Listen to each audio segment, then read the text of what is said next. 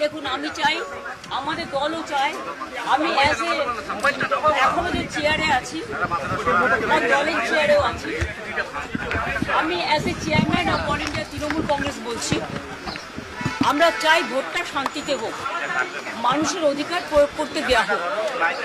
কিন্তু বিশেষ করে কতগুলো অবজারভার নিয়ে আসা হয়েছে বিভিন্ন জায়গা থেকে এবং অনেক পুলিশ অফিসার নিয়ে আসা হয়েছে যারা বাংলাকে বোঝে না।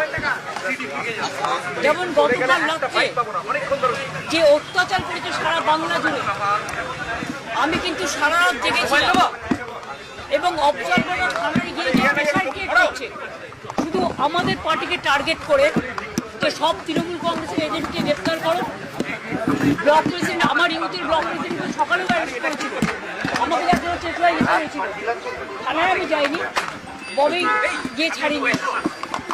এইভাবে বাবাইয়ের বাড়িতে কালকে রাত্রিবেলা, বাবাই এটা 17 নম্বর ওয়ার্ডের কাউন্সিলর, এত পপুলার ছেলে এই এলাকায়, তার